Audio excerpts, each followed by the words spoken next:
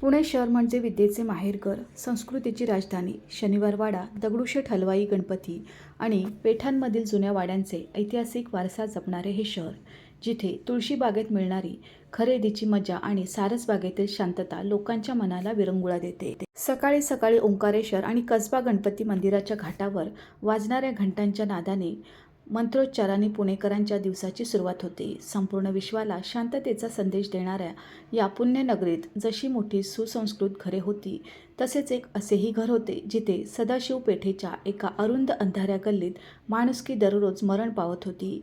तो एक जुना काळवंडलेला पेशवेकालीन वाडा होता. वाड्याचे लाकडी खांब जीर्ण झाले होते आणि भिंतीवर शेवाळ साचले होते. त्या वाड्याच्या एका छोट्या सिलन भरलेल्या आणि अंधाऱ्या कोपऱ्यात 26 वर्षाची राधिका एका जुन्या गोंडपाटावर बसली होती. तिच्या कपाळावरचे कुंकू कायमचे पुसले गेले होते. तिच्या अंगावर एक साधी रंगहीन आणि अत्यंत जीर्ण झालेली पांढरी साडी गुंडाळलेली होती. राधिकाचे डोळे शून्यात हरवले होते. एक काळ असा होता जेव्हा याच वाड्याच्या मुख्य चौकात तिच्या पावलांच्या आवाजाने, तिच्या पायातील पैंजणाच्या नादाने संपूर्ण घर जिवंत व्हायचे. काही महिन्यापूर्वीच तर ती या वाड्यात नववधू म्हणून अंगावर भरजरी शालू नेसून, हातामध्ये हिरवा चुडा भरून, डोळ्यात सुखी संसाराची शेकडो स्वप्ने सजवून आली होती. तिचा पती अनिकेत खूपच चांगला आणि प्रेमळ माणूस होता. तो राधिकावर जीवापाड प्रेम करायचा. पण नियतीच्या मनात काहीतरी वेगळेच होते. नशिबाने असा काही क्रूर आणि भयानक खेळ खेळला की लग्नानंतर अवघ्या 15 दिवसातच एका भीषण कार अपघातात अनिकेतचा मृत्यू झाला. अनिकेतच्या निधनाने राधिकाचे संपूर्ण जगच उद्ध्वस्त झाले. पतीच्या चितेची राख अजून पूर्णपणे शांतही झाली नव्हती. तोच या वाड्यातील माणसाने आपले खरे हिंस्त्र रूप दाखवायला सुरुवात केली. ज्या घरात ती राणी बनून आली होती, आज ती त्याच घराची सगळ्यात खालच्या दर्जाची, कसलीही किंमत नसलेली नोकराणी बनली होती. सकाळी 4 वाजल्यापासून रात्री 12 वाजेपर्यंत राधिका यंत्रासारखी राबत असायची. तिचे कोमल हात तांब्या पितळेची जड भांडी साबण, राख आणि काथ्यांमुळे घासून घासून पूर्णपणे सोलवटून निघाले होते. तिच्या बोटांच्या कातडीतून बऱ्याचदा रक्त यायचे, पण स्वतःच्या या शारीरिक वेदनेकडे लक्ष देण्यासाठी तिच्याकडे अजिबात वेळ नव्हता. कारण जरा कुठे हात थांबला की सासूचे टोमणे आणि शिव्यांचा भाडीमार सुरू व्हायचा. तेवढ्यात वाड्याच्या ओसरीत जड आणि करारी पावलांचा आवाज झाला. राधिकाच्या अंगावर सरसरून काटा आला. ती भीतीने थरथर कापायला लागली. तिची सासू रुक्मिणीताई आपल्या डोळ्यात जणू जिवंत विष घेऊन तिथे येऊन उभ्या राहिल्या. त्यांच्या चेहऱ्यावर सात्विकतेचा आव होता, पण मनात कमालीचा क्रूरपणा होता. राधिकाने भीत भीत आपले डोके वर उचलले आणि सासूकडे पाहिले. "काय बघत आहेस आपल्या पापी आणि अमंगल डोळ्याने?" रुक्मिणीताईचा कर्कश, हिडीस आवाज त्या जुन्या वाड्याच्या भिंतीवर आदळला. त्याने आपल्या पायाने राधिकाने अत्यंत कष्टाने स्वच्छ धुवून ठेवलेल्या भांड्याच्या थप्पीला जोरात लाथ मारली. ती तांब्या पितळेची भांडी खणखणत एकमेकांवर आपटत संपूर्ण अंगणात दूरवर विखुरली गेली. राधिका भीतीने अजूनच मागे सरकली आणि भिंतीला टेकून बसली. तिच्या डोळ्यातून अश्रूंच्या धारा वाहू लागल्या. "सासूबाई, मी सगळी भांडी अगदी स्वच्छ घासून ठेवली होती." राधिका अत्यंत कातर आणि दबलेल्या आवाजात म्हणाली. "गप्प बैस कुलक्षणी, राक्षसनी कुठली?" रुक्मिणीताई डोळे मोठे करून जोरात किंचाळल्या. "माझ्या तरुण कुलदीपक मुलाला खाऊन गेलीस तू. त्याला गिळून टाकलेस आणि आता लायकी नसताना माझ्यासमोर मान वर करून मला उत्तर देतेस? तुझे पाय या घरात काय पडले? माझ्या हसत्या खेळत्या घराचा दिवाच विझून गेला. माहीत नाही पूर्वजन्मीची कोणती भयंकर पापे आमच्या पदरी होती, जी तू आमच्या गळ्यात पडली आहेस." राधिका गुडघ्यात डोके घालून ढसाढसा रडू लागली. ती कापत्या हाताने पदर जोडून सासूच्या पायाजवळ सरकली आणि म्हणाली, "माझा काय गुन्हा आहे सासूबाई? मी तर स्वतः माझा सुखाचा संसार गमावला आहे. माझे कुंकू पुसले गेले आहे. माझे आयुष्य उद्ध्वस्त झाले. माझे हे अथांग दुःख या घरात कोणीच का समजत नाही?" "तुझे दुःख?" रुक्मिणीताईंनी अत्यंत निर्दयीपणे राधिकाचे लांब सडक केस हाताच्या मुठीत आवळून पकडले आणि तिला जमिनीवरून झटकून उभे केले. "तुझी सावलीसुद्धा या वाड्यासाठी अपशकुनी आहे.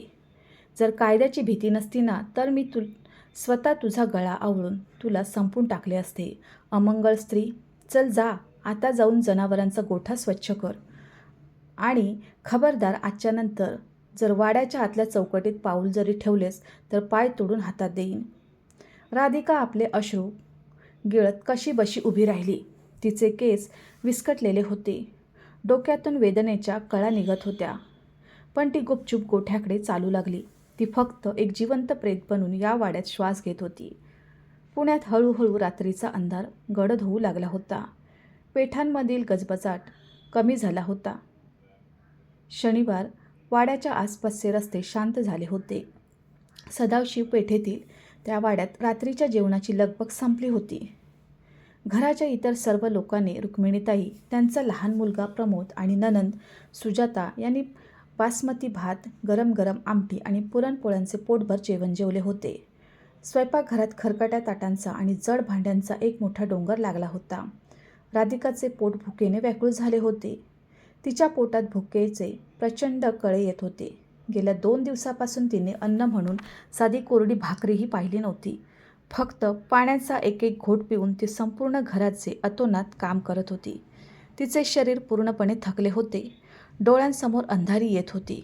ती स्वयंपाकघराच्या अगदी कोपऱ्यात, जिथे अंधार होता तिथे जमिनीवर बसून भांड्यांमधील खरकटं अन्न, उरलेलं शीत हाताच्या बोटांनी खरवटून एका बाजूला जमा करत होती, जेणेकरून भूक थोडी शांत होईल. तेवढ्यात तिथे तिची नणंद सुजाता आली. सुजाताच्या अंगावर महागडे कपडे होते आणि चेहऱ्यावर सासूसारखाच क्रूर अभिमान होता. तिच्या हातात एक जुनी डाग पडलेली ॲल्युमिनियमची वाटी होती. त्या वाटीमध्ये रात्रीची उरलेली आंबट वास सुटलेली शिळी डाळ आणि एक अत्यंत कडक दगड झालेली भाकरी होती. सुजाताने ती वाटी राधिकाच्या समोर हाताने दिली नाही, तर पायाने सरकवली. ती वाटी जमिनीवर घसटत राधिकाच्या पायाजवळ जाऊन थांबली.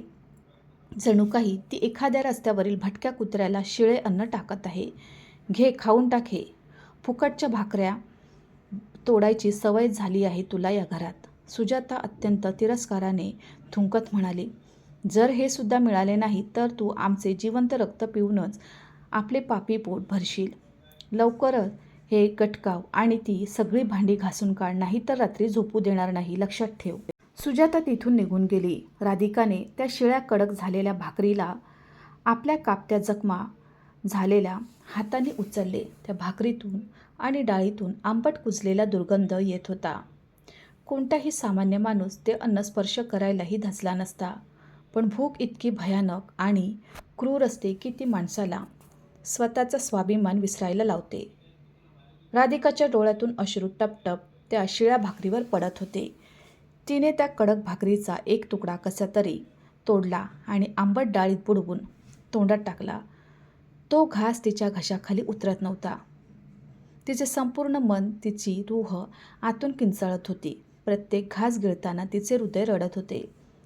ती मनोमन देवाला आणि पुण्याच्या कसबा गणपतीला प्रश्न करत होती, हे देवा महादेवा, तू मला तुझ्याकडे का बोलावून घेत नाहीस? या नरक यातना भोगण्यापेक्षा मला मृत्यू का देत नाहीस? माझं काय चुकलं होतं? मी फक्त एका व्यक्तीवर प्रेम केलं, लग्न केलं, हाच माझा गुन्हा होता का?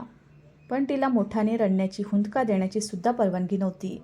कारण जर तिच्या रडण्याचा किंवा सिसकण्याचा थोडा जरी आवाज रुक्मिणीताईंच्या किंवा प्रमोदच्या कानावर पडला असता तर पुढच्या क्षणी तिच्या पाठीवर लाताबुक्क्यांचा पाऊस पडला असता आणि तिला अजून भयंकर शिव्या ऐकाव्या लागल्या असत्या. ती शांतपणे डोळ्यातील पाणी पुसत ती शिळी दुर्गंधीयुक्त भाकरी हळूहळू गिळत राहिली. काही दिवस असेच नरकासारखे निघून गेले. राधिकाच्या सुंदर निष्पाप चेहऱ्याचे तेज पूर्णपणे नाहीसे झाले होते. तिच्या डोळ्यांखाली मोठी काळी वर्तुळे आली होती. तिचे गाल बसले होते आणि तिचे सुंदर शरीर सुकून केवळ हाडांचा सापळा झाले होते. ती त्या वाड्यात फक्त एक जिवंत प्रेत म्हणून वावरत होती, जिच्या शरीरात केवळ श्वास शिल्लक होता, पण आत्मा कधीच मरून गेला होता. पुण्यातील सदाशिव पेठेमध्ये एका सकाळी कडक ऊन पडले होते. पक्ष्यांचा चिवचिवाट सुरू होता आणि लोक आपापल्या कामात व्यस्त होते. राधिका वाड्याच्या मधोमध असलेल्या मोकळ्या अंगणात बसली होती.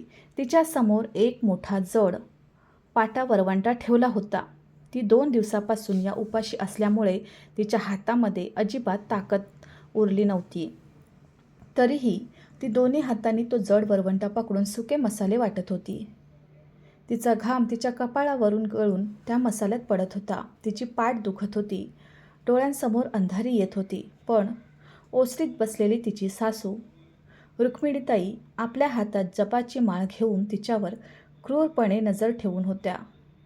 जरा कुठे राधिकाचा हात रेंगाळला की त्या माळ ओढता ओढताच ओरडायच्या, हात चालव, कामचूर कुठली, फुकटचे अन्न खाऊन चरबी चढली आहे का. तेवढ्यात वाड्याच्या मुख्य लाकडी दरवाजावर, जो रस्त्याच्या दिशेने उघडायचा, तिथे एक मोठा गंभीर आणि जड आवाज घुमला. बाबा, माई, देवाच्या नावावर काहीतरी खाण्यास द्या. 2 दिवसांपासून पोटात अन्न नाही. एखादा भाकरीचा तुकडा असेल, उरलेले अन्न असेल तर द्या. देव तुमचे भले करेल. तो आवाज अत्यंत जड, खंबीर आणि वेगळा होता. त्या आवाजात एक अशी स्पष्टता होती जी सहसा भिकाऱ्यांच्या आवाजात नसते. हा आवाज ऐकताच रुक्मिणीताईंचा पारा एकदम चढला. त्या अत्यंत चिडून पुटपुटत ओसऱ्यावरून उठल्या आणि दरवाजाच्या दिशेने निघाल्या. या भिकाऱ्यांनी तर पेठेत नाकात दम करून सोडला आहे. धडधाकट खट्टे असून भीक मागतात. आले सकाळी सकाळी आमचा जीव जाळायला. रुक्मिणीताईंनी अत्यंत झटक्यात रागात वाड्याचा तो जड लाकडी दरवाजा उघडला. दरवाजा उघडताच समोर एक माणूस उभा होता. त्याचे कपडे अत्यंत जुने, फाटलेले आणि मळलेले होते. त्याच्या डोक्यावरील केस विस्कटलेले होते आणि दाढी वाढलेली होती. त्याच्या खांद्यावर एक जुनी कापडी झोळी लटकत होती. पण एक गोष्ट अत्यंत विचित्र होती. त्याच्या चेहऱ्यावर कमालीचा शांतपणा आणि एक वेगळाच राजेशाही तोरा होता. त्याच्या डोळ्यात ती लाचारी, तो भित्रेपणा नव्हता जी सहसा रस्त्यावर भीक मागणाऱ्या लोकांच्या डोळ्यात दिसते. त्याची नजर एकदम स्थिर, खोल आणि गंभीर होती. जणू काही तो समोरच्या व्यक्तीच्या आरपार पाहत होता. त्या भिकाऱ्याने आपली फाटलेली झोळी पुढे करत अत्यंत शांतपणे म्हटले, काहीतरी खाण्यास द्या माई, देव तुमचे कल्याण करेल. रुक्मिणीताईंनी त्याला डोक्यापासून पायापर्यंत अत्यंत घृणेने, तिरस्काराने पाहिले आणि त्या ओरडल्या, चल निघ इथून, चालता हो. माझ्या घरात तुझ्यासारख्या फुकटखोरांसाठी कोणतेही अन्न नाही. धडधाकट शरीर आहे ना, मग काम करून खायला काय होते. स्वतः भीक मागतो आणि दुसऱ्यांना आशीर्वाद देतोस, मूर्ख कुठला. तो भिकारी काहीच बोलला नाही. त्याच्या चेहऱ्यावरील शांतता तशीच राहिली. त्याने रुक्मिणीताईंच्या शिव्याकडे पूर्णपणे दुर्लक्ष केले आणि तो शांतपणे मागे वळणारच होता. पण तेवढ्यात रुक्मिणीताईंची नजर मागे अंगणात गुडघ्यावर बसून घाम आणि अश्रूंनी भिजलेल्या राधिकावर पडली. राधिका थकल्यामुळे पाटा पकडून तशीच बसली होती. राधिकाला पाहताच रुक्मिणीताईंच्या दृष्ट क्रूर डोक्यात एक अत्यंत खौफनाक, जालिम आणि अमानुष विचार आला. त्यांच्या ओठावर एक सैतानी क्रूर हास्य उमटले. त्यांनी मनात काहीतरी पक्के केले. थांब. रुक्मिणीताईंनी त्या भिकाऱ्याला जोरात आदेश देण्याच्या स्वरात आवाज दिला. तो भिकारी तिथेच थांबला. त्याने आपले पाऊल मागे घेतले आणि तो संथ गतीने मागे वळून रुक्मिणीताईंकडे पाहू लागला. रुक्मिणीताई वेगाने, मोठ्या पावलांनी अंगणात राधिकाच्या दिशेने गेल्या. राधिका, जी डोके झुकून थरथर कापत होती, तिला काहीच समजत नव्हते की सासूच्या मनात काय चालले आहे. यापूर्वी की राधिका काही समजू शकेल किंवा बोलू शकेल. रुक्मिणीताईंनी अत्यंत अमानुषपणे राधिकाच्या केसांचा आंबाडा आपल्या हाताच्या मुठीत जोरात कसून पकडला. सासूबाई, सासूबाई सोडा, खूप दुखत आहे. मी मसाला वाटत आहे सासूबाई, माझ्याकडून काय चूक झाली. राधिका वेदनेने आणि भयंकर भीतीने किंचाळली. पण रुक्मिणीताईंना कशाचीच दया आली नाही. त्यांनी तिला केसांनीशी धरून जमिनीवर फरफटत ओढत वाड्याच्या मुख्य दरवाजाच्या दिशेने आणले. राधिकाचे गुडघे जमिनीवर घासले जात होते. तिची साडी फाटत होती. ती वेदनेने व्याकुळ होऊन ओरडत होती. रुक्मिणीताईंनी दरवाजाजवळ आणून राधिकाला आपल्या पूर्ण ताकदीने बाहेर रस्त्यावर ढकलून दिले. राधिकाचा तोल पूर्णपणे गेला आणि ती थेट त्या भिकाऱ्याच्या पायाजवळ जाऊन रस्त्यावरील खडबडीत दगडावर उपडी पडली. तिच्या कपाळावर, हाताच्या कोपरांवर आणि गुडघ्यांवर तीक्ष्ण खडे लागल्यामुळे मोठे ओरकडे आले आणि तिथून रक्ताच्या धारा वाहू लागल्या. पुण्याच्या त्या सदाशिव पेठेतील रस्त्यावर राधिका रक्ताळलेल्या अवस्थेत वेदनेने विव्हळत पडली होती. ती अत्यंत कष्टाने आपले शरीर सावरत उठण्याचा प्रयत्न करत होती. तिच्या समोर उभ्या असलेल्या रहस्यमयी भिकाऱ्याने शांतपणे एक पाऊल मागे घेतले आणि तो हे सर्व दृश्य कोणत्याही भावनिक गोंधळाशिवाय पाहू लागला. रुक्मिणीताई वाड्याच्या उंबरठ्यावर दरवाजाच्या चौकटीत आपल्या छातीवर दोन्ही हात बांधून अत्यंत ताठपणे उभ्या राहिल्या. त्यांच्या चेहऱ्यावर एक क्रूर अमानुष अहंकार चमकत होता. त्यांनी त्या भिकाऱ्याकडे पाहिले आणि म्हणाल्या, "अरे ए भिकाऱ्या, तू मगाचपासून भीक मागत होतास ना, अन्न मागत होतास ना. माझ्याकडे तुला देण्यासाठी अन्न किंवा धान्य तर नाही, पण माझ्या घराची ही सगळ्यात मोठी अलक्ष्मी, ही कुलक्षणी, ही डायन आहे. आजपासून मी हिला तुला भीक म्हणून देऊन टाकत आहे. घेऊन जा हिला तुझ्यासोबत. आता हिचे काय करायचे ते तू ठरव. हिला कुठे विकून टाक, मारून टाक किंवा तुझ्यासोबत रस्त्यावर भीक मागायला लाव. मला आजच्या नंतर या राक्षसिणीचा पापी चेहरा पुन्हा पाहायचा नाही." हे शब्द ऐकताच राधिकाचे हृदय जणू धडकणेच विसरले. तिचा आपल्या स्वतःच्या कानांवर विश्वास बसत नव्हता. एका सासूने आपल्या घरच्या सुनेला, एका विधवा स्त्रीला रस्त्यावरील भिकाऱ्याच्या स्वाधीन करावे. माणुसकीची ही किती भयंकर पातळी होती. राधिका भीतीने आणि आक्रोशाने वेगाने जमिनीवरून फरफटत पुन्हा वाड्याच्या उंबरठ्याकडे गेली. तिने अत्यंत आर्ततेने रुक्मिणीताईंचे दोन्ही पाय आपल्या हाताने घट्ट पकडून ठेवले. "नाही सासूबाई, नाही. असे करू नका. देवाच्या नावावर मला असे रस्त्यावर सोडू नका." राधिका ओरड करून रडू लागली. तिचा आवाज गल्लीत घुमू लागला. "मी तुमचे सर्व जुलूम, सर्व त्रास मुकाट्याने सहन करेन सासूबाई.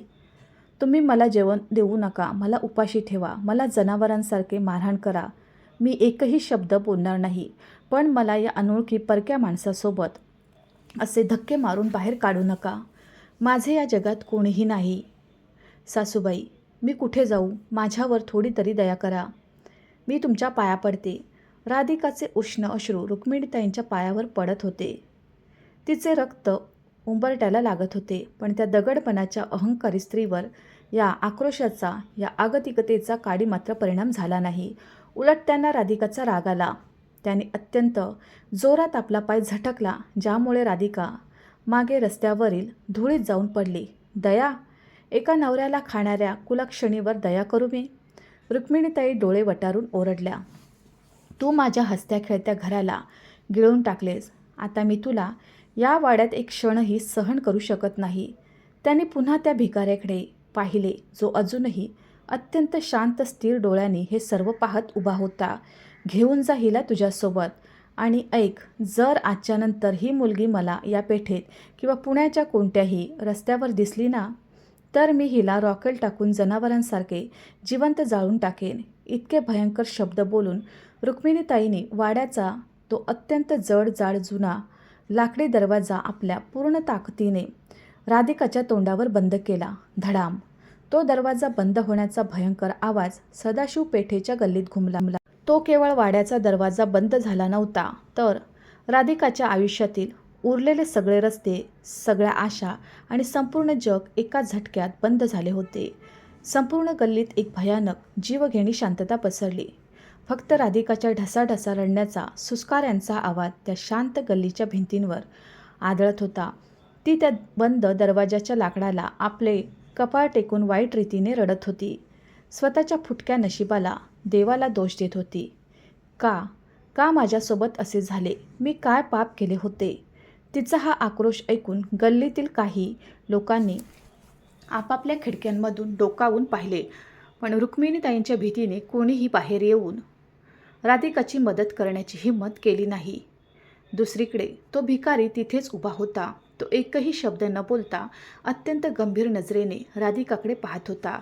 त्याच्या डोळ्यात राधिकासाठी कोणतीही वाईट भावना, वासना किंवा उपहास नव्हता. उलट त्याच्या डोळ्यात एक अशी अथांग शांतता आणि खोली होती, जी समजणे त्यावेळी राधिकासारख्या हतबल घाबरलेल्या मुलीसाठी पूर्णपणे असंभव होते. काही वेळाने जेव्हा राधिकाचे रडणे थोडे कमी झाले, तिचे डोळे सुजले आणि तिचे अश्रू सुकायला लागले, तेव्हा त्या भिकाऱ्याने आपल्या जड खंबीर पावलांनी राधिकाच्या दिशेने पाऊल वाढवले. तो तिच्या अगदी जवळ जाऊन उभा राहिला. "उठा." भिकाऱ्याच्या आवाजात एक कमालीचा न नाकारता येणारा अधिकार आणि अथांग शांतपणा होता. ज्या भिंतीच्या आत माणुसकी, दया आणि प्रेम आधीच मरून गेले असेल, तिथे कितीही डोके आपटले ना, तरी फक्त रक्त निघते. बंद झालेले दरवाजे कधीच उघडत नाही. राधिकाने आपल्या सुजलेल्या झालेल्या डोळ्यांनी वर पाहिले आणि त्या भिकाऱ्याकडे पाहिले. तिला समजत नव्हते की या परिस्थितीत तिने काय करावे, कुठे जावे. पण तिच्याकडे गमावण्यासाठी काहीच उरले नव्हते. सर्व काही संपले होते. तो भिकारी तिथून हळूहळू संत गतीने पुढे रस्त्याने चालू लागला. राधिकाने काही सेकंद त्या बंद वाड्याच्या दरवाजाकडे पाहिले. आपल्या डोळ्यांतील पाणी पुसले आणि अत्यंत हतबलतेने, भीतीने आणि थरथरत्या पावलाने त्या अनोळखी भिकाऱ्याच्या मागे मागे आपल्या एका नवीन अज्ञात आणि अनपेक्षित प्रवासाकडे चालू लागली. पुण्याच्या पेठांमधील अरुंद जुन्या गल्ल्यांमधून निघून ते दोघे अलका टॉकीज चौकीजवळ मुख्य रस्त्याकडे आले होते. दुपारचे कडक ऊन पडले होते. रस्त्यावरून वाहनांची प्रचंड ये जा सुरू होती. हॉर्नचे आवाज येत होते. राधिकाची पावले भूक आणि थकव्यांमुळे लडखडत होती. तिच्या गालांवर अश्रूंच्या रेषा सुकल्या होत्या, पण तिच्या डोळ्यातून पाणी येणे थांबत नव्हते. प्रत्येक पावलासोबत तिला तिच्या सासूचे ते विषारी शब्द, ते केसांनिशी फरफडत ओढणे आणि तो धडाम करून झालेला जड दरवाजा आठवत होता. ज्या घराला तिने आपले मानले होते, त्याने तिला एका झटक्यात रस्त्यावर आणून अनाथ केले होते. ती एका मळकट, फाटलेले कपडे घातलेल्या भिकाऱ्याच्या मागे चालत होती. तिला स्वतःला माहीत नव्हते की तिची मंजिल काय आहे. हा माणूस तिला कुठे घेऊन चालला आहे? हा माणूस नक्की कोण आहे? हा मला एखाद्या गुंडाला विकून तर टाकणार नाही ना? की हा मला सुद्धा रस्त्यावर हात पसरून भीक मागण्यास भाग पाडेल? अशा एक ना एक अनेक भयंकर खौफनाक विचाराने राधिकाच्या डोक्यात थैमान घातले होते. भीतीमुळे तिचा श्वास कोंडल्यासारखा झाला होता. ती अचानक रस्त्याच्या कडेला एका झाडाखाली थांबली आणि पुन्हा एकदा ढसाढसा रडू लागली. तिचे संपूर्ण शरीर भीतीने आणि हतबलतेने कापत होते. ती थांबल्याचे लक्षात येताच तो भिकारीसुद्धा थांबला. त्याने संत गतीने मागे वळून राधिकाकडे पाहिले. राधिकाचा तो रडवेला, लाल झालेला चेहरा आणि तिची अवस्था पाहून त्याच्या चेहऱ्यावर क्षणभर एक गंभीर भाव आला. तो हळूच तिच्याजवळ आला. त्याच्या डोळ्यात तो आवारागपणा आणि विकृती अजिबात नव्हती, जी सहसा रस्त्यावर फिरणाऱ्या गुंड मवाळ्या डोळ्यात दिसते. त्याच्या नजरेत एक वेगळीच राजेशाही खुली होती. त्याने राधिकाला शांतपणे पाहिले आणि एका अत्यंत जड, वजनदार आणि खंबीर आवाजात म्हटले, रडू नकोस. आजच्या नंतर या जगातील कोणताही माणूस तुझ्या डोळ्यातून अश्रूचा एकही थेंब काढू शकणार नाही. हे माझे तुला वचन आहे. राधिका हे ऐकून पूर्णपणे थक्क झाली. एक रस्त्यावर भीक मागणारा, फाटके कपडे घालणारा माणूस तिला सुरक्षेचा आणि संरक्षणाचा असा मोठा विश्वास देत होता, जणू तो कोणी खूप मोठी शक्तिशाली हस्ती असाव्या. त्याच्या आवाजात इतका प्रचंड आत्मविश्वास आणि वजन होते की राधिकाचे रडणे एका क्षणासाठी थांबले. ती मोठ्या विस्पारलेल्या डोळ्यांनी त्या भिकाऱ्याकडे पाहतच राहिली. तेवढ्यात अचानक मागून एका वाहनाचा मोठा तीव्र सायरनचा आवाज आला. पोलिसांची एक निळ्या पांढऱ्या रंगाची जीप वेगाने आली आणि टायरचा मोठा आवाज करत थेट त्यांच्या अगदी बाजूला येऊन थांबली. जीप थांबताच त्यामधून एक धष्टपुष्ट, उंच आणि कडक युनिफॉर्म घातलेला पोलीस इन्स्पेक्टर बाहेर पडला. त्याच्या चेहऱ्यावर अधिकाराची मस्ती, सत्तेचा माज आणि डोळ्यात प्रचंड राग साफ दिसत होता. त्या इन्स्पेक्टरची नजर आधी रस्त्याच्या कडेला रडणाऱ्या, घाबरलेल्या आणि अत्यंत सुंदर असलेल्या राधिकावर पडली आणि मग तिची अवस्था पाहून त्याची नजर त्या मळकट भिकाऱ्यावर गेली. एका सुंदर तरुण मुलीसोबत हा असा घाणेरडा भिकारी पाहून इन्स्पेक्टरचे डोके भडकले. त्याला वाटले की हा एखादा मोठा गुन्हा चालला आहे. काहीही विचार न करता, कोणताही प्रश्न न विचारता तो इन्स्पेक्टर थेट भिकाऱ्याजवळ गेला आणि त्याने त्या भिकाऱ्याची कॉलर अत्यंत निर्दयीपणे जोरात आपल्या मुठीत पकडली. साल्या भिकाऱ्या, इन्स्पेक्टर आपल्या पूर्ण ताकदीने रस्त्यावर ओरडला. या चांगल्या सुसंस्कृत घरच्या मुलीसोबत तू इथे काय करतोयस? हिला किडनॅप करून पळवून घेऊन चालला आहेस का? शस्त्राचा धाक दाखवलास का हिला? तुझ्या त्या घाणेरड्या चेहऱ्यावरूनच तू मला कोणी खूप मोठा गुन्हेगार, वासनांद कमीना वाटतोयस. यापूर्वी की तो भिकारी काही बोलणार किंवा स्वतःचा बचाव करणार इन्स्पेक्टरने आपला दुसरा हात हवेत उचलला आणि पूर्ण ताकदीने एक जोरदार सणसणीत थप्पड त्या भिकाऱ्याच्या गालावर मारली. चटाक! त्या थप्पडचा आवाज इतका मोठा होता की रस्त्यावरून जाणारे येणारे काही लोक दुचाकीस्वार तिथेच थांबले. राधिका हे पाहून भयंकर भीतीने किंचाळली. नाही साहेब, नाही. यांना मारू नका देवासाठी. यांनी मला किडनॅप नाही केले आहे. मला माझ्या सासूने घरातून बाहेर.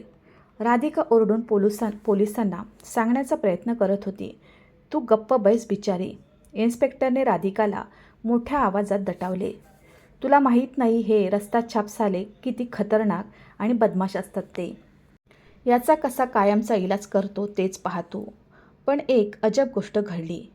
इतकी जोरात थप्पड खाल्ल्यानंतरही तो भिकारी आपल्या जागेवरून 1 इंचही हलला नाही.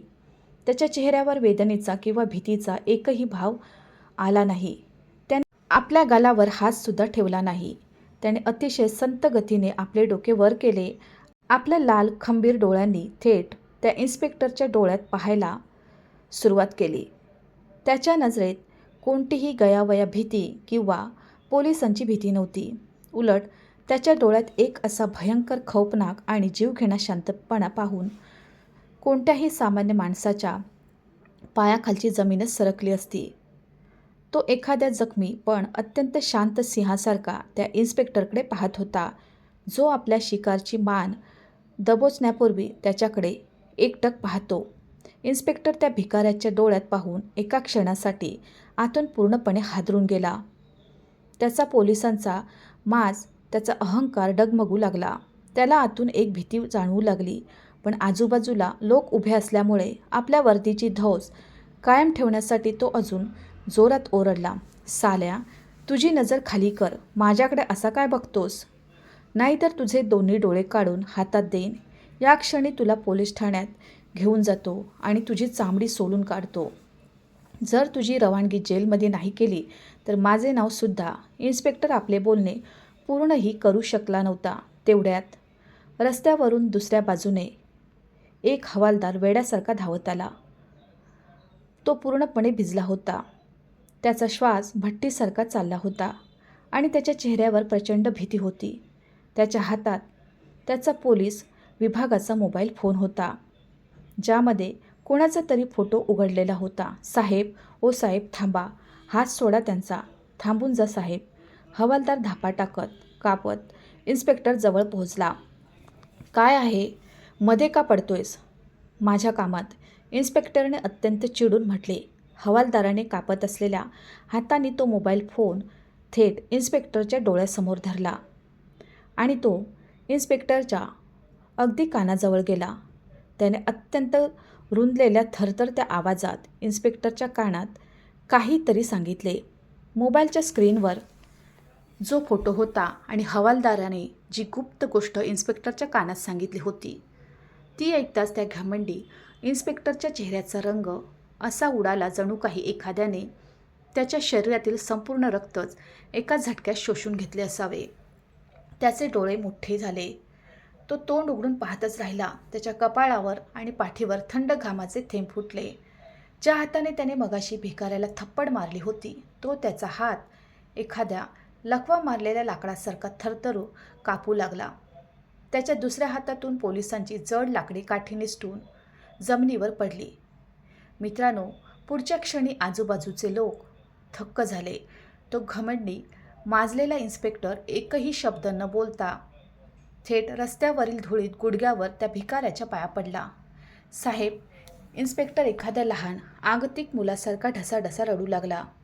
त्याने आपले दोन्ही हात जोडले आणि आपले डोके त्या भिकाऱ्याच्या मळकट बुटावर ठेवले.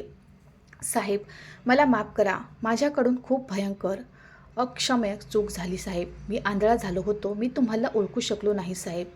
माझ्यावर, माझ्या कुटुंबावर दया करा साहेब. मी आंधळा झालो होतो. मी तुम्हाला ओळखू शकलो नाही साहेब. माझ्यावर, माझ्या कुटुंबावर दया करा साहेब. माझी वर्दी जाईल. माझे कुटुंब रस्त्यावर येईल. मला वाचवा साहेब. मला माफ करा. रस्त्यावर उभे असलेले लोक, तो हवालदार आणि राधिका सर्वजण एखाद्या पुतळ्यासारखे स्तब्ध होऊन हा अकल्पित नजारा पाहत होते. राधिकाचे डोके पूर्णपणे सुन्न झाले होते. एक पोलीस इन्स्पेक्टर जो संपूर्ण शहराचा मालक बनून फिरतो, तो एका रस्त्याच्या भिकाऱ्याच्या पायावर नाक घासत आहे, रडत आहे. हा माणूस नक्की आहे तरी कोण? काय जादू आहे याच्याकडे? राधिका विचारात पडली, पण तो भिकारी त्याच्या चेहऱ्यावरील भाव अजूनही बदलले नव्हते. त्याने खाली आपल्या पायाशी पडलेल्या इन्स्पेक्टरकडे नजर फिरवून पाहिले सुद्धा नाही. तो असा ताठ उभा, थाटात जणू काही त्याच्या पायाजवळ एखादा माणूस नाही तर एखादा किरकोळ कीटक पडला असावा.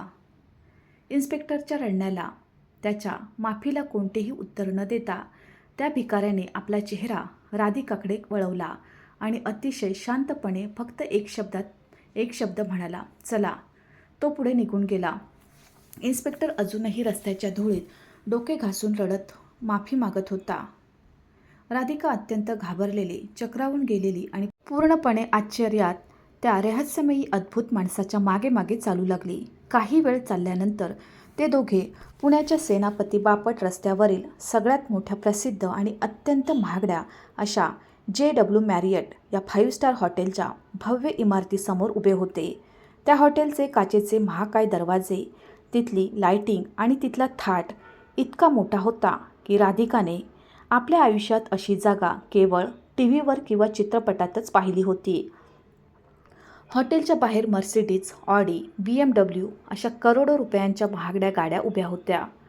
तिथे येणारे जाणारे लोक सूट बूट आणि महागडे कपडे घालून फिरत होते. हा नजारा पाहताच राधिका भीतीने 2 पावले मागे सरकली. तिने आपल्या जीर्ण पांढऱ्या साडीकडे पाहिले आणि ती कापत म्हणाली, आपण इथे काय करत आहोत? हे एवढे मोठे हॉटेल आहे. इथले लोक आपल्याला आपल्या कपड्यांवरून आत पाऊलही ठेवू देणार नाहीत. ते आपल्याला धक्के मारून कुत्र्यासारखे बाहेर हाकलून देतील. चला, आपण इथून निघून जाऊया. त्या भिकाऱ्याने राधिकाकडे पाहिले. त्याच्या डोळ्यात तीच जुनी अथांग शांतता आणि आश्वासन होते. माई सोबत आत ये, त्याने अत्यंत खंबीरपणे म्हटले.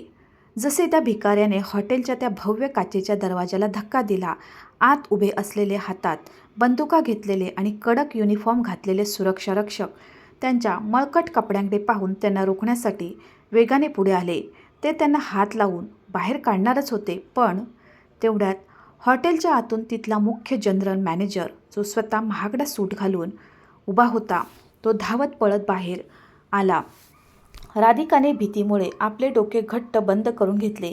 तिला वाटले की हा मोठा अधिकारी आपल्यावर ओरडेल आणि पोलिसात देईल.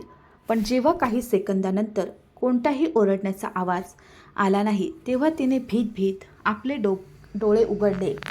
समोरचा नजारा पाहून तिचे होश पूर्णपणे उडाले.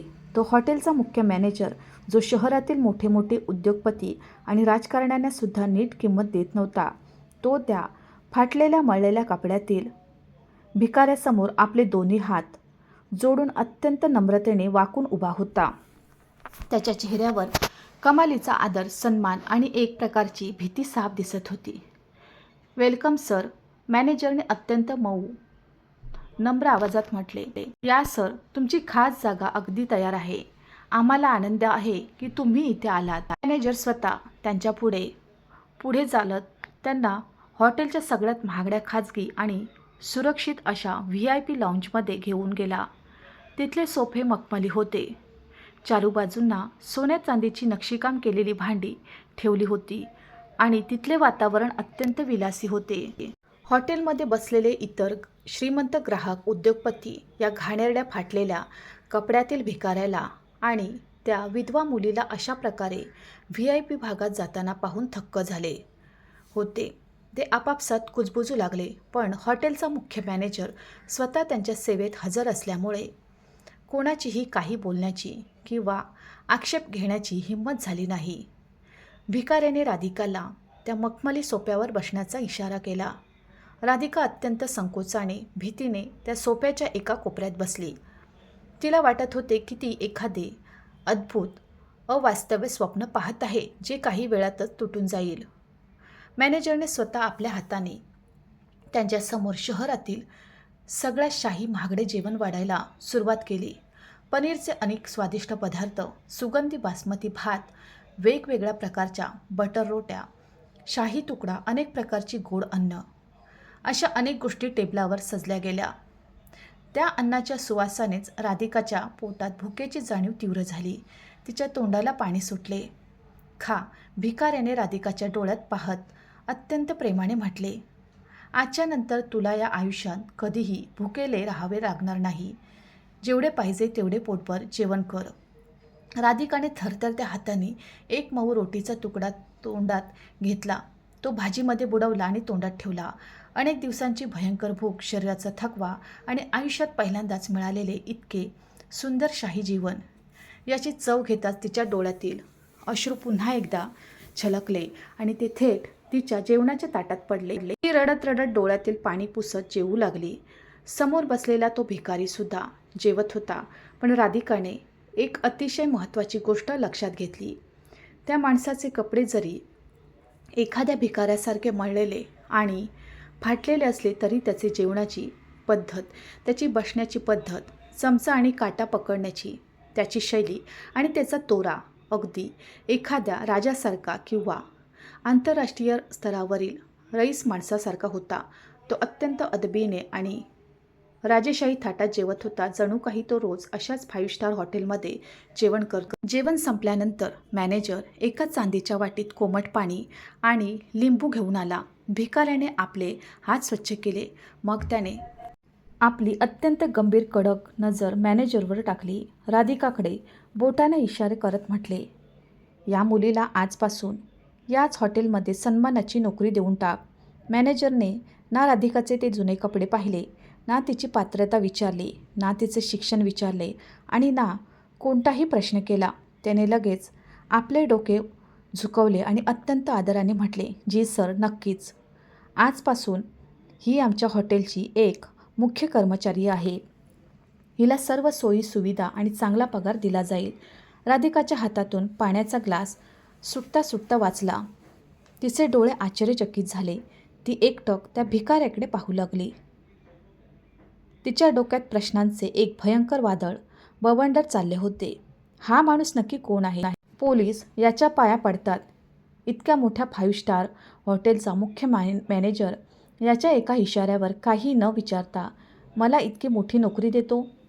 हा कोणी साधा रस्त्यावरील भिकारी नाही. याच्या मागे कोणते तरी खूप मोठे अकल्पित सत्य लपलेले आहे. राधिका त्याच हॉटेलच्या चमचमणाऱ्या दिव्यांच्या प्रकाशात बसली होती आणि समोर बसलेला तो रहस्यमयी माणूस अजूनही पूर्णपणे शांत, खंबीर चेहरा ठेवून बसला होता. पुण्याच्या त्या 5 स्टार हॉटेलमधील जग राधिकासाठी अगदी स्वप्नवत आणि नवीन होते. जिथे कालपर्यंत तिला सदाशिव पेठेतील वाड्यात खरकट्या शिळ्या आणि दुर्गंधीयुक्त भाकरी मिळत होत्या, आज त्याच हॉटेलच्या अत्यंत स्वच्छ, अत्याधुनिक स्वयंपाकघरात ती अत्यंत सद्रोहाने आणि अभिमानाने काम करत होती. हॉटेलचा मॅनेजर आणि इतर सर्व कर्मचारी तिच्याशी असा व्यवहार करायचे जणू काही ती कोणी सामान्य कर्मचारी नसून या हॉटेलची मालकीण किंवा एखादी खूप मोठी VIP व्यक्ती असावी. तिच्या राहण्याची, खाण्याची आणि कपड्यांची उत्तम व्यवस्था हॉटेलच्या वतीने करण्यात आली होती. राधिकाचे दिवस कामात आणि शांततेत जाऊ लागले होते. तिच्या शरीरावरील जखमा बऱ्या झाल्या होत्या. तिच्या चेहऱ्यावर पुन्हा एकदा एक वेगळेच तेज आले होते. पण तिचे मन अजूनही एकाच विचारात गुंतलेले असायचे. दररोज संध्याकाळी जसा सूर्य मावळायचा आणि हॉटेलच्या काचेच्या दरवाजाबाहेर पुण्याचे रस्ते दिव्यांच्या प्रकाशाने उजळून निघायचे, तशी राधिकाची नजर हॉटेलच्या मुख्य काचेच्या दरवाजाकडे लागायची. ती अत्यंत आतुरतेने कोणाची तरी वाट पाहत असायची. रोज संध्याकाळी ठीक 8 वाजता तोच भिकारी त्याच फाटलेल्या आणि मळलेल्या कपड्यांमध्ये हॉटेलच्या आत यायचा. तो जसा आत पाऊल ठेवायचा तसा हॉटेलचा मॅनेजर आपली खुर्ची सोडून कापत उभा राहायचा आणि हॉटेलमधील सगळ्यात महागडे राखीव असलेले VIP टेबल त्याच्यासाठी रिकामे करून द्यायचे. राधिका स्वतः आपल्या हाताने चांदीच्या ताटात जेवण सजवून अत्यंत आदराने त्याच्या टेबलवर घेऊन जायची. तो भिकारी कोणतीही घाई न करता अत्यंत शांतपणे राजेशाही थाटात ते जेवण जेवायचा. जेवताना तो राधिकाकडे एका अत्यंत समाधानी, पवित्र आणि काळजीवाहू नजरेने पाहायचा. जेवण संपल्यानंतर तो काउंटरवर एकही पैसा न देता शांतपणे उठून तिथून निघून जायचा. मॅनेजर स्वतः धावत जाऊन हात जोडून त्याला हॉटेलच्या मुख्य दरवाजाबाहेर सोडायला जायचा. हा सिलसिला गेल्या अनेक दिवसांपासून न चुकता सुरू होता. राधिकाच्या मनातील त्या भिकाऱ्याबद्दलची भीती पूर्णपणे नाहीशी झाली होती. तिची जागा एका अथांग आश्चर्याने आणि एका वेगळ्याच पवित्र ओढीने घेतली होती. तिच्या मनात त्या माणसाविषयी प्रचंड आदर आणि प्रेम निर्माण होऊ लागले होते. अशीच एक शांत संध्याकाळ होती. हॉटेलमध्ये नेहमीप्रमाणे मंद संगीत वाजत होते. तो भिकारी आपले VIP टेबलवर बसला होता. राधिका त्याच्यासाठी गरम जेवणाचे ताट घेऊन आली. तिने अत्यंत आदराने ताट टेबलवर ठेवले, पण आज तिच्याने राहवले नाही. तिच्या मनातील प्रश्नांचा बांध पूर्णपणे तुटला होता. तिने आजूबाजूला पाहिले, तिथे कोणी नव्हते. तिने हिंमत केली, पुढे झाली आणि अत्यंत हळू आवाजात विचारले, तुम्ही खरंच कोण आहात? मला कृपया सांगा. तुम्ही दररोज इथे यावे, शहरातले सगळ्यात महागडे जेवण जेवता, पण एकही पैसा देत नाही. हा हॉटेलचा मॅनेजर, जे मोठे मोठे पोलीस अधिकारी तुम्हाला पाहून कापत उभे राहतात, पाया पडतात, हे सर्व काय आहे? तुम्ही माझ्यापासून काय लपवत आहात? भिकाऱ्याचे जेवणारे हात एका क्षणासाठी थांबले. त्याने आपले डोके वर केले आणि थेट राधिकाच्या डोळ्यात पाहिले. त्याच्या डोळ्यात एक अशी नमी, एक अशी अथांग माया आणि प्रेम होते, जे थेट राधिकाच्या हृदयाच्या तळाशी उतरले. त्याच्या चेहऱ्यावर एक सुंदर हलकेसे हास्य उमटले.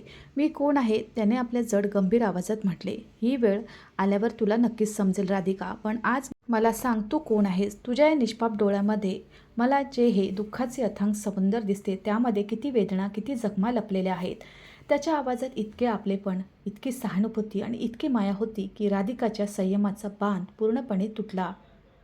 जे दुःख, जो अपमान तिने गेल्या अनेक महिन्यांपासून छातीत दाबून ठेवला होता, तो आज अश्रूंच्या रूपाने खळाखळा वाहू लागला. तिने रडत रडत हुंदके देत त्या भिकाऱ्याला आपली पूर्ण कहाणी सांगून दिली. तिने अनिकेतसोबत झालेले सुंदर लग्न, अनिकेतचा झालेला तो भीषण अपघाती मृत्यू आणि त्यानंतर तिच्या सासूने रुक्मिणीताईंनी तिला कुलक्षणी डायन म्हणून दिलेले ते मरणप्राय त्रास, हे सर्व तिने एका दमात सांगितले. जेव्हा ती त्याला सांगत होती की कशी तिची नणंद तिला जमिनीवर शिळी आंबट भाकरी कुत्र्यासारखी सरकवायची, कशी तिची सासू तिला केसानिशी धरून गोठ्यात ढकलून द्यायची, हे ऐकताना त्या भिकाऱ्याच्या दोन्ही हाताच्या मुठ्या जोरात आवळल्या गेल्या. त्याच्या चेहऱ्यावरची शांतता नाहीशी झाली आणि त्याच्या डोळ्यात राधिकाच्या अश्रूंसाठी अथांग वेदना आणि तिच्या त्या सासरच्या क्रूर लोकांसाठी एक असा भयंकर विनाशकारी राग चमकला, जो कोणत्याही संपूर्ण साम्राज्याला भस्म करून टाकेल. त्याने मला वाड्याच्या बाहेर असे धक्के मारून काढले, जणू काही मी रद्दी किंवा कचरा आहे. सासूबाईंनी मला तुमच्या पायाशी फेक. राधिका सिसकत रडत म्हणाली. भिकाऱ्याने अतिशय हळूच आपला मजबूत हात पुढे केला आणि राधिकाच्या कापत असलेल्या सोनावलेल्या हातांना आपल्या हातामध्ये घट्ट आणि सुरक्षितपणे पकडले. तुझ्या आयुष्यातील कचरा ते सासरचे लोक होते राधिका, तू नाही. त्याने एका अत्यंत जड, भावूक आणि जज्बाती आवाजात म्हटले. ज्या मूर्ख लोकांनी तुला साधी काचेची टिकली समजून रस्त्यावर फेकून दिले ना, त्यांना खूप लवकर याच आयुष्यात समजेल की त्यांनी स्वतःच्या हाताने कोणता अमूल्य कोहिनूर हिरा गमावला आहे. पूर्णपणे बंद कर. आजच्या नंतर जर तुझ्या डोळ्यातून अश्रूचा एकही अश्रू खाली पडला ना, तर तो या माझ्या आयुष्याचा सगळ्यात मोठा पराभव असेल. दिवसांमागून दिवस निघत गेले. रोज संध्याकाळच्या त्या मुलाखतींमध्ये, त्या शांत संवादांमध्ये कधी राधिकाचे दुःख त्या भिकाऱ्याची ताकद बनले आणि कधी त्या भिकाऱ्याची खंबीर सुरक्षित सोबत राधिकाचे संपूर्ण आयुष्य बनले. हे त्या दोघांनाही समजले नाही. दोघांमध्ये एक अत्यंत पवित्र, नितांत आणि अथांग असे प्रेम निर्माण झाले होते. राधिकाला या गोष्टीने अजिबात फरक पडत नव्हता की तो माणूस नक्की कोण आहे, याची हैसियत काय आहे. तिच्यासाठी फक्त इतकेच पुरेसे होते की ज्या जगात तिला सगळ्यांनी नाकारले, तिला अपशकुनी म्हटले, त्याच जगात या माणसाने तिला त्या नरकातून बाहेर काढून एका सन्मानाचे आयुष्य दिले होते. एक दिवस संध्याकाळी जेव्हा राधिका नेहमीप्रमाणे जेवणाचे ताट घेऊन आली, तेव्हा त्या भिकाऱ्याने जेवण केले नाही. त्याने शांतपणे आपल्या जुन्या खिशातून एक अत्यंत साधा लाल रंगाचा दोरा, साधा धागा काढला आणि तो टेबलावर राधिकाच्या समोर ठेवला. माझ्याकडे सध्या तुला देण्यासाठी सोन्याची किंवा हिऱ्याची महागडी अंगठी तर नाही आहे राधिका. त्याने थेट तिच्या डोळ्यात पाहून अत्यंत प्रामाणिकपणे म्हटले, मी तुला कदाचित माझ्या मोठ्या महालाचे सुख देऊ शकणार नाही, पण सामान्य आयुष्य जगू शकेन. पण आज मी तुला वचन देतो की जोपर्यंत माझ्या शरीरात माझा शेवटचा श्वास सुरू आहे, मी तुझ्या या सुंदर डोळ्यांमध्ये कधीही दुःखाची किंवा उदासीची सावलीसुद्धा पडू देणार नाही. काय तू या रस्त्यावरील आवाराला, या भिकाऱ्याला तुझा जीवनसाथी म्हणून स्वीकारशील? माझ्याशी लग्न करशील? राधिका हे ऐकून पुन्हा एकदा ढसाढसा रडू लागली. पण आजचे हे अश्रू दुःखाचे नव्हते, तर अत्यंत आनंदाचे आणि समाधानाचे होते. ज्या जगाने तुला विधवा म्हणून, अमंगळ म्हणून ठुकरावले होते, आज हा माणूस तिला संपूर्ण सन्मानाने आणि अधिकाराने आपल्या आयुष्यात, आपल्या हृदयात स्थान देत होता. राधिकाने काहीच न बोलता लाजून आपले डोके होकारात हलवले. तिने त्या साध्या लाल दोऱ्याला आपल्या हातात घेतले. पुढच्या दिवशी सकाळी पुण्यात कडक ऊन पडले होते. राधिका हॉटेलच्या बाहेर रस्त्याच्या कडेला उभी होती. त्या भिकाऱ्याने तिला आदल्या दिवशी सांगितले होते की आज सकाळी आपण लग्न करणार आहोत आणि तू इथे माझी वाट पाहत उभी राहा. राधिकाने एक साधी पण स्वच्छ साडी नेसली होती. तिचे हृदय धडधडत होते. तेवढ्यात पुण्याच्या त्या मुख्य रस्त्यावर एक असा अकल्पित भव्य नजारा दिसला, ज्याने संपूर्ण पुण्याचा ट्रॅफिक एका झटक्यात थांबवला. रस्त्यावरील लोक वाहने थांबून पाहतच राहिले. 1-2 नव्हे तर तब्बल 15 ते 20 काळ्या रंगाच्या अत्यंत महागड्या आलिशान मर्सिडीज, ऑडी आणि BMW गाड्यांचा एक भव्य राजेशाही VIP ताफा मोठे मोठे सायरन वाजवत पोलिसांच्या गाड्यांच्या संरक्षणात थेट JW मॅरियट हॉटेलच्या समोर येऊन थांबला. आसपासचे लोक, दुकानदार थक्कच झाले की पुण्यात आज कोणता मोठा आंतरराष्ट्रीय नेता, देशाचा पंतप्रधान किंवा मोठी जागतिक हस्ती आली आहे. त्या आलिशान गाड्या थांबताच त्यांचे दरवाजे उघडले. गाड्यांमधून काळे चष्मे घातलेले, काळ्या रंगाचे महागडे सूट घातलेले आणि हातात अत्याधुनिक वॉकी टॉकी घेतलेले डझनभर बॉडीगार्ड्स बाहेर आले. त्यांनी अत्यंत वेगाने गाडीपासून हॉटेलच्या दरवाजापर्यंत एक भव्य मखमली लाल रंगाचे रेड कार्पेट अंतरले. हॉटेलचा मुख्य मॅनेजर धावत बाहेर आला. तो थेट रस्त्याच्या कडेला उभा असलेल्या राधिकाच्या समोर गेला आणि आपले दोन्ही हात जोडून अत्यंत आदराने वाकून उभा राहिला. मॅडम, चला गाडीत बसा. सर आपली अत्यंत आतुरतेने वाट पाहत आहेत, मॅनेजरने अत्यंत नम्रपणे म्हटले. राधिका पूर्णपणे हक्कीबक्की झाली. तिला काहीच समजेना. मी तर त्या भिकाऱ्याची वाट पाहत आहे. तुम्ही कोणाबद्दल बोलत आहात? मॅडम, या सर्व गाड्या, हा सर्व ताफा स्वतः सरांनीच केवळ तुमच्यासाठी पाठवला आहे. कृपया तुम्ही गाडीत बसावे. एका मुख्य बॉडीगार्डने पुढे येऊन अत्यंत आदराने गाडीचा दरवाजा उघडत म्हटले. राधिकाला वाटले की तिचे डोके फिरले आहे की काय. ती कापत असलेल्या पावलांनी त्या सगळ्यात महागड्या मर्सिडीज गाडीच्या आत बसली. गाडीचा दरवाजा बंद झाला. तो संपूर्ण राजेशाही गाड्यांचा ताफा सायरन वाजवत पुण्याच्या सगळ्यात मोठ्या आणि आलिशान अशा शाही रिसॉर्टच्या दिशेने वेगाने निघून गेला. ते रिसॉर्ट म्हणजे जणू काही या पृथ्वीवरील जिवंत स्वर्गच होता. करोडो रुपयांची विदेशी फुले मागून संपूर्ण महाल सजवला गेला होता. रिसॉर्टच्या मुख्य मैदानावर पुण्याच्या आणि देशातील प्रत्येक गरीब, अनाथ आणि गरजू माणसांसाठी 56 भोगांचे शाही जेवणाचे लंगर उघडण्यात आले होते. हजारो लोक तिथे जेवत होते. राधिकाला गाईड करत एका अत्यंत सुंदर शाही खोलीत घेऊन गेले. तिथे देशातील सगळ्यात मोठे प्रसिद्ध फॅशन डिझायनर्स हजर होते. त्यांनी राधिकाला एका अत्यंत अमूल्य सोन्याच्या आणि चांदीच्या खऱ्या तारांनी विणलेला लाल रंगाचा भरजरी शालू परिधान करायला दिला.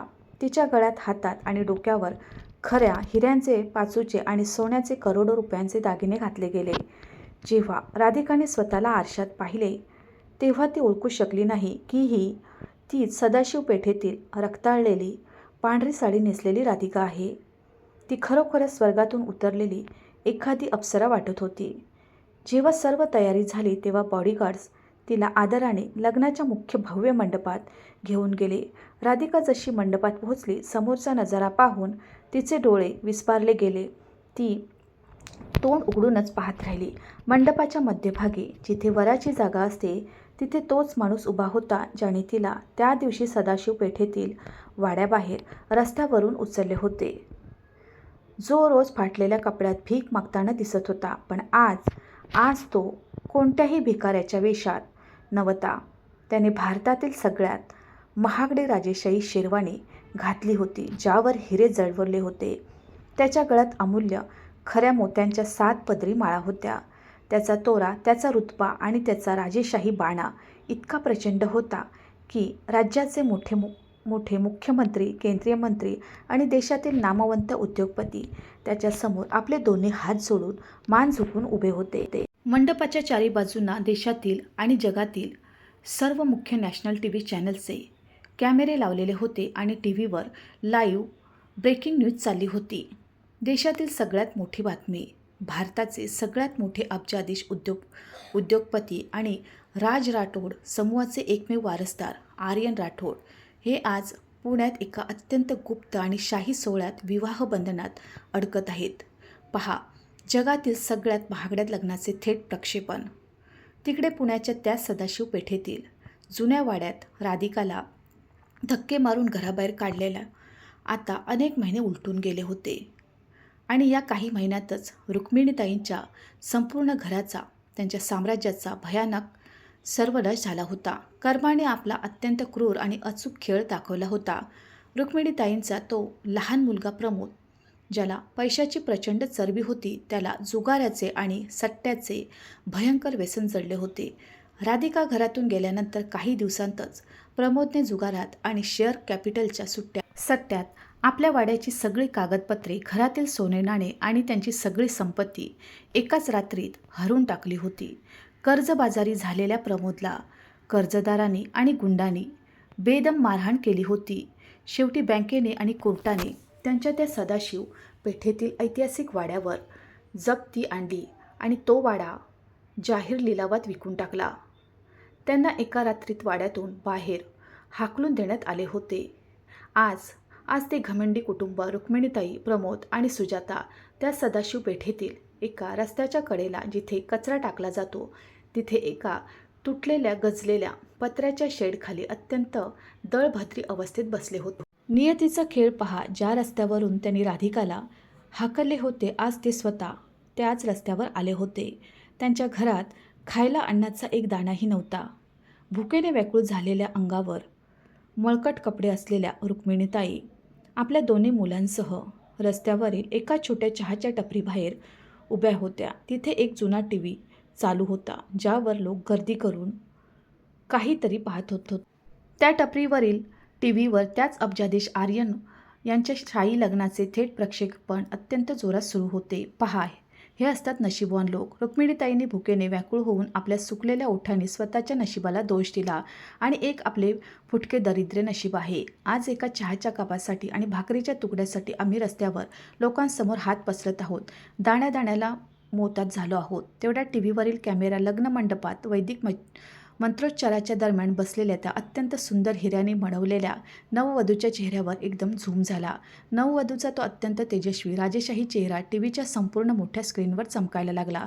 तो चेहरा पाहताच चहाच्या टपरीवर उभी असलेली रुक्मिणीताईंची म्हातारी सासू, राधिकाची आजी सासू, तिचे डोळे भीतीने आणि आश्चर्याने विस्फारले गेले. तिच्या अंगातून एक भयंकर कापरे सुटले. तिच्या हातात असलेला चहाचा मातीचा कुल्हड निसटून जमिनीवर पडला आणि त्याचे तुकडे तुकडे झाले.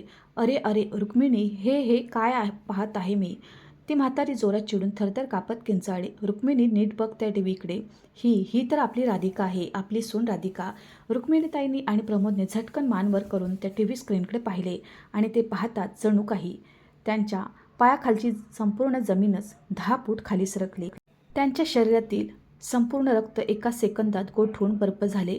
टी व्हीवर जी करोडो रुपयांच्या खऱ्या हिऱ्यांनी लदलेली देशातील सगळ्यात मोठ्या राजेशाही घराण्याची मालकीन सगळ्यात श्रीमंत सून बनून बसली होती. ती दुसरी तिसरी कोणी नसून तीच अगतिक रक्ताळलेली राधिका होती, जिने त्यांनी एका घाणेरड्या भिकाऱ्यासोबत अलक्ष्मी म्हणून धक्के मारून वाड्याबाहेर काढले होते. नाही, हे देवा, असे असू शकत नाही. हा काहीतरी भ्रम आहे. रुक्मिणीताई आपल्या दोन्ही हातांनी स्वतःचे केस उपटत रस्त्यावरील धुळीत कचऱ्यात डोके आदळत जमिनीवर पडल्या.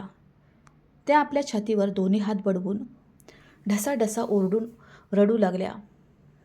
त्यांना कर्माचा तो सगळ्यात भयंकर आणि जालिम झटका बसला होता.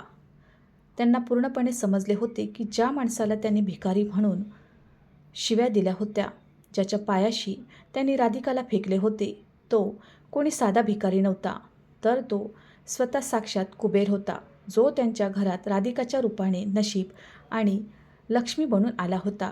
पण त्यांच्या घमेंडीने, त्यांच्या अहंकाराने आणि त्यांच्या पैशाच्या माजाने त्या जिवंत लक्ष्मीला लाथ मारून घरातून बाहेर काढले होते. त्यांना स्वतःचे ते शब्द लक्षात आले जेव्हा त्यांनी म्हटले होते, घेऊन जा या अलक्ष्मीला हिच्यासोबत भीक माग. आज ती अलक्ष्मी संपूर्ण देशाची राणी महाराणी बनली होती आणि ते स्वतः त्याच रस्त्यावर लोकांसमोर भीक मागण्याच्या लायकीचे झाले होते. हाच त्यांच्या वाईट कर्माचा, त्यांच्या पापांचा न्यायनिवाडा होता, जो नियतीने पुण्याच्या रस्त्यावर अत्यंत अचूकपणे केला होता. शाही रिसॉर्टमधील लग्नाचे सर्व विधी संपले होते. रात्रीची वेळ झाली होती. फुलांनी सुगंधी, गुलाबांनी आणि लाखो रुपयांच्या दिव्याने सजवलेली ती अत्यंत आलिशान राजेशाही खोली राधिकासाठी अजूनही एका अथांग न सुटणाऱ्या कोड्यासारखी होती. ती त्या मऊ मखमली पलंगावर नववधूच्या रूपात बसली होती. तिच्या अंगावरील हिऱ्यांचे दागिने चमकत होते, पण तिच्या मनातील आणि हृदयाची धडकन खूप वेगवान होती. तिचे हात कापत होते. तेवढ्यात खोलीचा मोठा लाकडी दरवाजा हळूच उघडला. आर्यन राज राठोड, तोच तिचा जीवनसाथी आत आला. त्याने दरवाजा बंद केला. आज त्याच्या अंगावर ती शेरवानी होती. चेहऱ्यावर एक प्रचंड आत्मविश्वास आणि तेज होते. राधिका त्याला पाहताच पलंगावरून लगेच उभी राहिली. तिच्या डोळ्यात आर्यनसाठी अथांग प्रेम, आदर तर होताच, पण सोबतच शेकडो हजारो प्रश्न दाटून आले होते. तुम्ही खरंच कोण आहात? राधिकाचा आवाज कापत तिच्या डोळ्यातून अश्रू वाहू लागले. इतकी अथांग संपत्ती, हे मोठे मंत्री, हा राजेशाही थाट आणि ते तुमचे फाटलेले मळलेले कपडे. तुम्ही पुण्याच्या रस्त्यावर भीक का मागत होता? तुम्ही माझ्यासारख्या अगतिक मुलीपासून हे इतके मोठे सत्य का लपून ठेवले? मला सांगा. आर्यन अत्यंत गोड हसला. त्याच्या चेहऱ्यावर कमालीची शांतता होती. तो संत गतीने राधिकाच्या जवळ आला. त्याने अत्यंत प्रेमाने राधिकाचे दोन्ही कापते हात आपल्या मजबूत हातामध्ये घेतले आणि थेट तिच्या डोळ्यात पाहत म्हणाला, होय राधिका, माझे खरे नाव आर्यन राठोड आहे. माझ्या वडिलांनी आणि पूर्वजांनी मला अथांग संपत्ती दिली आहे, पण एका गोष्टीची कमतरता होती. या पैशाने, या श्रीमंतीने माझ्या आसपास नेहमी अशा लोकांचा गराडा उभा केला होता, जे केवळ माझ्या पैशावर, माझ्या संपत्तीवर आणि माझ्या नावावर प्रेम करायचे. माझ्या रुहेशी, माझ्या मनाशी कोणालाच काही देणे घेणे नव्हते. आर्यनने राधिकाच्या जवळ जाऊन तिच्या डोक्यावरील शालू बाजूला केला आणि तिच्या माथ्यावर अत्यंत पवित्र प्रेमाने ओठ टेकवून चुंबन घेतले. तो भाऊक होत पुढे म्हणाला, काही महिन्यापूर्वी मी एका खास मिशनवर निघालो होतो. सत्याची आणि माणुसकीची मोहीम. मी माझ्या या अथांग श्रीमंतीचा, कपड्यांचा त्याग करून एका सामान्य भिकाऱ्याचा वेश परिधान केला. मी पुण्याच्या रस्त्यावर पेठांमध्ये हात पसरून फिरत होतो, भीक मागत होतो. मला हे पाहायचे होते की काय या जगात अजूनही एखादा असा माणूस शिल्लक आहे का, जो समोरच्या व्यक्तीला त्याच्या पैशावरून, त्याच्या कपड्यावरून किंवा त्याच्या हैसियतवरून नाही, तर फक्त त्याच्या पवित्र आत्म्यावरून आणि रुहेशी तोलतो. आर्यनच्या डोळ्यात अश्रू आले. मी संपूर्ण जगात फिरलो. मला जगातील सगळ्यात हिडीस, क्रूर आणि अमानुष रूप तुझ्या त्या सासूमध्ये पाहायला मिळाले, जिने पैशाच्या माझ्यासाठी स्वतःच्या सुनेला भिकारी समजून रस्त्यावर फेकले. पण राधिका, मला या जगातील सगळ्यात पवित्र, सच्चे आणि देवासारखे रूप तुझ्या आत पाहायला मिळाले. जेव्हा मी 5 स्टार हॉटेलमध्ये एक साधा भिकारी म्हणून येत होतो, तेव्हा तुझ्या मनात माझ्या संपत्तीची कोणतीही हाव नव्हती. तू एका फाटलेल्या कपड्यातील भिकाऱ्याच्या शब्दावर विश्वास ठेवलास, त्याच्या साध्या लाल दोऱ्याचा आदर केलास आणि त्याच्या पवित्र प्रेमाचा स्वीकार केलास. तू माणसाच्या मनावर प्रेम केले, संपत्तीवर नाही. आर्यनने राधिकाला आपल्याजवळ ओढले. आज मी तुला वचन देतो की जी माझी हजारो करोडोंची संपत्ती आहे ना, ती आजपासून माझी नाही, तर ती आजपासून फक्त आणि फक्त तुझ्या चरणाशी आहे. तू या संपत्तीची खरी राणी आहेस. राधिकाच्या डोळ्यातून जे अश्रू वाहत होते, ते कोणत्याही वेदनेचे, अपमानाचे किंवा दुःखाचे नव्हते, तर ते अथांग सुखाचे, समाधानाचे आणि भाग्याचे होते.